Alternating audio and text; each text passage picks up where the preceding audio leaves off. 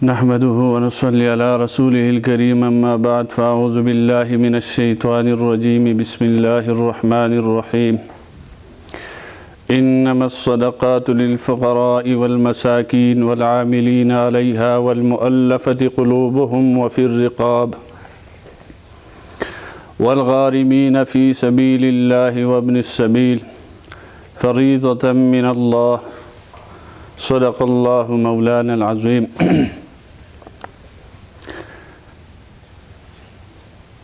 اس آیت مبارکہ کے اندر اللہ تبارک و تعالی نے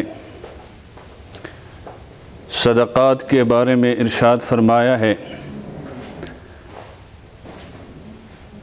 اور ہماری شریعت چونکہ اعتدال کی شریعت ہے، اللہ تبارک و تعالی نے ہر چیز بڑی وضاحت کے ساتھ قرآن مجید کے اندر ارشاد فرمائی ہے اور اپنے بندوں کی رہنمائی فرمائی ہے، اور اس کے ساتھ ساتھ اللہ رب العالمین نے رسالت مآب صلی اللہ علیہ وسلم کو مبعوث فرمایا کہ قوم کی رہنمائی فرمائے۔ ہر حوالے سے اللہ کے رسول نے ہماری رہنمائی فرمائی ہے۔ اس وقت جو میں نے آیات مبارکہ تلاوت کی، اس کا تعلق چونکہ صدقات کے ساتھ ہے، اور رمضان المبارک کا معظم محترم مبارک مہینہ شروع ہونے والا ہے۔ پورے عالم اسلام کے مسلمان اس ماہ مکرم کے لیے بھرپور تیاری کر رہے ہیں۔ جہاں دیگر تیاریوں میں لوگ مصروف ہیں، وہیں پر مسلمانوں کا بہت بڑا طبقہ جس کو اللہ تبارک و تعالی نے مال و دولت سے نوازا ہے، وہ اس ماہ مبارک کے اندر اپنے زکوٰۃ کی ادائیگی کرتے ہیں، اور زکوٰۃ کا جو مسئلہ ہے یہ براہ راست اللہ تبارک و تعالی نے قرآن میں سمجھایا ہے،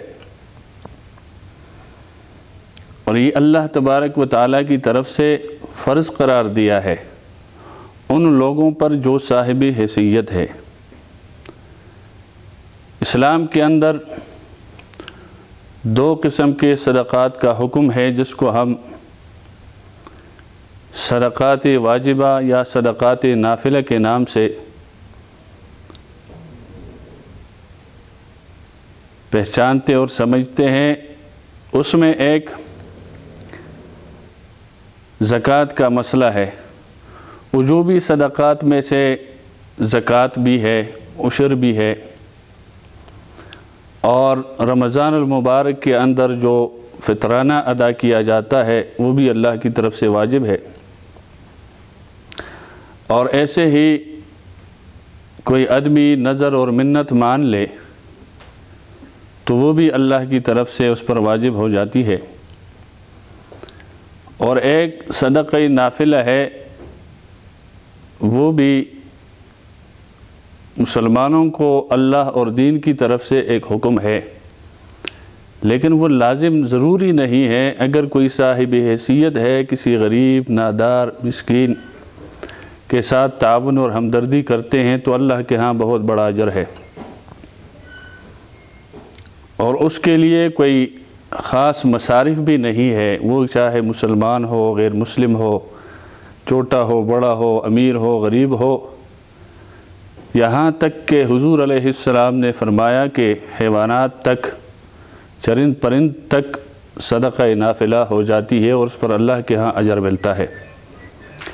لیکن جہاں تک صدقہ واجبہ کا تعلق ہے، اس کے لیے اللہ رب العالمین نے کچھ مخصوص مصارف خود بیان فرمائے ہیں اس آیات مبارکہ میں، کہ زکوٰۃ اور صدقہ واجبہ آپ کس کو دے سکتے ہیں۔ اس کے 8 مصارف قرآن مجید نے بیان کیے ہیں کہ فقیر کو دے سکتے ہیں، مسکین کو دے سکتے ہیں، والعاملین علیہا، عاملین زکوٰۃ جسے کہتے ہیں اسے دے سکتے ہیں، والمؤلفۃ قلوبہم، ان لوگوں کو دے سکتے ہیں جو لوگ نئے نئے اسلام لائے ہو اور اس کی دلجوئی کے لیے، وفی الرقاب، اور غلاموں کو آزاد کرنے کے لیے اس کے بدلے دے سکتے ہیں، جو اللہ کے راستے میں ہیں ان کو دے سکتے ہیں، وابن السبیل، اور جو مسافر ہیں۔ یہ 8 مصارف اللہ نے بیان فرمائے ہیں۔ حضور اکرم صلی اللہ علیہ وسلم نے فرمایا زکوٰۃ سے متعلق کہ خذ من اغنیائہم وترد الی فقرائہم، کہ یہ اغنیاء سے لیا جائے گا اور ان کے فقراء کو دیا جائے گا، اس کی طرف لوٹا دیا جائے گا۔ اور یہ بہت بڑا اہم مسئلہ ہے زکوٰۃ کا اس وقت معاشرے کے اندر۔ اس میں بہت سارے لوگ غفلت برت رہے ہیں کہ صاحب نصاب کون ہے۔ اس کے لیے بھی آپ علیہ السلام نے بڑی وضاحت فرمائی ہے کہ سونے کے لحاظ سے جس کے پاس سونا ہے کتنا سونا ہونا چاہیے کہ اس پر زکوٰۃ ہے، کتنا چاندی ہونی چاہیے اس پر زکوٰۃ ہو۔ شریعت مطہرہ نے سونے کے لیے 7.5 تولے سونا مقرر کیا ہے کہ اتنا اس سے زیادہ کسی کے پاس اگر سونا ہے تو وہ صاحب نصاب ہے، صاحب استطاعت ہے، صاحب حیثیت ہے، اس کا زکوٰۃ ادا کریں گے۔ لیکن جن کے پاس چاندی ہے یا اس کا بدل ہے، نقدی روپیہ ہے یا دیگر اموال ضروریتی اصلیہ سے ہٹ کر ہے، تو اس کا حساب چاندی کے لگایا ہے کہ 52.5 تولے چاندی یا 52.5 تولے چاندی کے برابر کسی کے پاس نقدی پیسہ ہے یا کوئی اور مال ہے جو اس کے ضروریات سے ہٹ کر ہو اور اس پر سال گزر جائے، سال گزرنا اس کے لیے ضروری ہے، تو اس پر اللہ کے نزدیک زکوٰۃ واجب ہو جاتی ہے کہ وہ اپنا زکوٰۃ ادا کرے اس حساب سے۔ اور حضور علیہ السلام نے فرمایا کہ 52.5 تولے چاندی جن کے پاس موجود ہے یا اتنا مال موجود ہے تو 2.5% کے حساب سے وہ اپنا زکوٰۃ ادا کریں گے۔ جس طرح نماز ایک اہم فریضہ ہے، روزہ ایک اہم فریضہ ہے اللہ کی طرف سے، ایسے ہی زکوٰۃ قرآن کے اندر بھی اللہ تبارک و تعالیٰ نے جہاں نماز کا ذکر کیا ہے وہیں ساتھ ساتھ زکوٰۃ کا بھی تذکرہ فرمایا ہے۔ اور حضور اکرم صلی اللہ علیہ وسلم نے اس کے لیے باقاعدہ ایک ٹیم تشکیل دیا تھا، ایک جماعت کے جو لوگ صاحب استطاعت ہے، صاحب نصاب ہے، سال پورے ہونے کے بعد ان کی طرف آپ علیہ السلام ان کو بھیجتے تھے، وہاں سے وہ زکوٰۃ وصول کر کے بیت المال میں جمع کرتے تھے اور وہیں سے پھر مستحقین تک وہ مال پہنچ جاتا تھا۔ آج بھی ہمارے معاشرے کے اندر بہت سارے غرباء، فقراء، مساکین، اللہ کے راستے میں بہت سارے لوگ ایسے ہیں جو اس کے مستحق ہے، اور ایک کلمہ گو ہونے کے ناطے اور مسلمان ہونے کے ناطے ہمیں اپنے دین کو، دین کے اہم احکام کو سمجھنا چاہیے، کیونکہ قرآن کے مخاطب ہم ہیں، قرآن ہمارے لیے آیا ہے، ہم نے اس پر عمل کرنا ہے۔ رسول اللہ صلی اللہ علیہ وسلم کا پورا دین، تعلیمات ہمارے لیے ہے، کیونکہ ہم کلمہ پڑھتے ہیں، ہم دعویٰ کرتے ہیں کہ ہم مسلمان ہیں، اسلام کو مانتے ہیں، تو ہمیں سمجھنا چاہیے کہ اسلام کا تقاضا کیا ہے ہم سے۔ اس لیے یہ مبارک مہینہ آ رہا ہے رمضان المبارک کا، اور یہ ایک اہم مسئلہ تھا جو عام لوگ اس سے غفلت میں رہتے ہیں اور یا انتظار کرتے ہیں کہ رمضان کا مہینہ آئے تو ہم اپنے زکوٰۃ کی ادائیگی کریں گے۔ ویسے مسئلہ تو یہ ہے زکوٰۃ کا کہ جس دن آپ کے پاس مال آیا ہے اور اس پر سال گزر جائے، چاہے وہ رمضان ہو، شعبان ہو، رجب ہو، ذی الحج ہو، جس مہینے میں وہ سال پورا ہو تو اس دن آپ پر زکوٰۃ واجب ہو جاتی ہے اور دینا ضروری ہوتا ہے۔ لیکن بہرحال لوگ رمضان کے اندر، چونکہ رسول اللہ صلی اللہ علیہ وسلم نے فرمایا کہ ہر عمل 70 گناہ بڑھا دیا جاتا ہے اور اللہ کے ہاں بڑھا چڑھا کر اس کو اجر اور ثواب ملتا ہے، تو اس لیے عام طور پر لوگ زکوٰۃ رمضان کے اندر دینے کی کوشش کرتے ہیں۔ تو جن لوگوں کو اللہ تبارک و تعالیٰ نے مال سے نوازا ہے، دولت سے نوازا ہے، ان کو خیال کرنا چاہیے کہ آس پاس اڑوس پڑوس میں، جیسے نبی علیہ السلام نے فرمایا کہ مالداروں سے لیا جائے اور غرباء میں تقسیم کیا جائے، تو ایسے ہی ہمیں بھی چاہیے کہ ہم آس پاس دیکھیں جو غریب، فقیر، مسکین ہے، صاحب استطاعت لوگ جو ہے ان کا خیال کریں۔ اور اگر اللہ کی طرف سے ہم صاحب نصاب نہیں ہے، وہ مال نہیں ہے، لیکن ویسے یہ مبارک مہینہ ہے، ہم غرباء کا، فقراء کا، مساکین، غریبوں کا خیال کریں اور صدقات نافلہ میں بھی اس کے ساتھ ہمدردی کرے، تعاون کرے۔ یقیناً ہر آدمی کی خواہش ہے کہ اللہ راضی ہو جائے۔ ہم میں سے ہر آدمی یہی چاہتا ہے کہ میں اللہ کے ہاں تقرب حاصل کروں۔ تو اللہ تبارک و تعالیٰ نے قرآن مجید کے اندر فرمایا ہے وَيَتَّخِذُ مَا يُنْفِقُ قُرُبَاتٍ عِنْدَ اللَّهِ وَصَلَوَاتِ الرَّسُولِ، کہ جو لوگ اپنا مال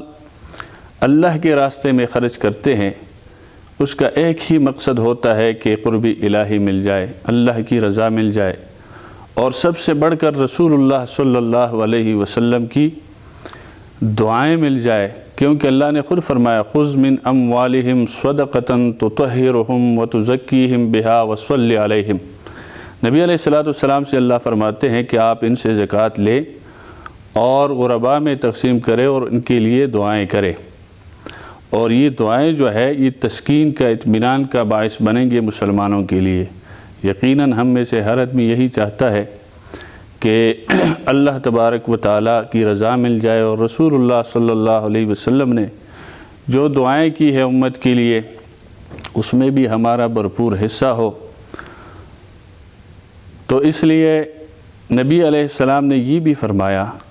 کہ جو صاحب نصاب ہے یا جو صاحب استطاعت ہے، اس کے باوجود اگر وہ زکوٰۃ ادا نہیں کرتا تو نبی علیہ السلام نے فرمایا کہ اس کی کوئی نماز نہیں ہے۔ یعنی مطلب یہ ہے کہ اس کی نماز اللہ کے ہاں قبول نہیں ہوتی۔ تو یہ بہت بڑی وعید ہے کہ اللہ پاک نے اگر ہمیں دیا ہے، یہ اللہ کا مال ہے۔ اللہ پاک فرماتے ہیں کہ یہ دنیا فانی ہے، وَلِلَّهِ مِيرَاثُ السَّمَاوَاتِ وَالْأَرْضِ، کہ دنیا سے ہم نے رخصت ہونا ہے، چلا جانا ہے، اور یہ سب کچھ اللہ کے ہاں باقی رہے گا، اللہ کی طرف جائے گا۔ تو خوش قسمت اور خوش نصیب وہ لوگ ہیں کہ جو دنیا کے اندر جو اللہ نے ان کو دیا ہے وہ اللہ کے راستے میں خرچ کرے، وہ اللہ کی رضا کے لیے خرچ کرے، اور وہ مستحقین تک اس کا حق پہنچائے۔ اس لیے اللہ نے فرمایا وَفِي أَمْوَالِهِمْ حَقٌّ مَعْلُومٌ لِلسَّائِلِ وَالْمَحْرُومِ، کہ یہ نہیں ہے کہ مالدار اگر غریب کو کوئی زکوٰۃ کے مد میں سے دیتا ہے کوئی احسان کر رہا ہے، بلکہ ارشاد باری تعالیٰ ہے کہ یہ ان مالداروں کے مال میں غرباء کا حق ہے۔ وَفِي أَمْوَالِهِمْ حَقٌّ مَعْلُومٌ لِلسَّائِلِ وَالْمَحْرُومِ، کہ غرباء فقراء کا یہ حق ہے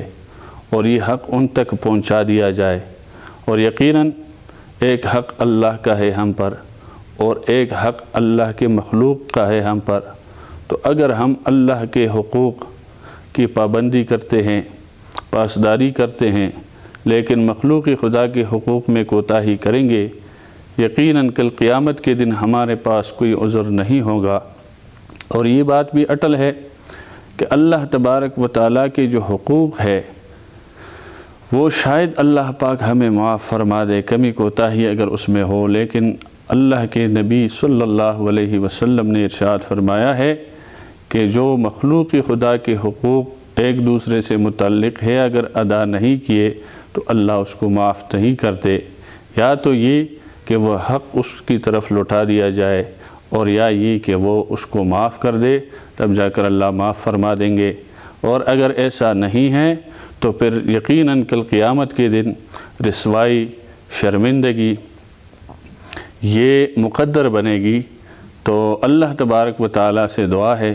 کہ اللہ تبارک و تعالیٰ ہمیں اسلام کی پابندی نصیب فرمائے،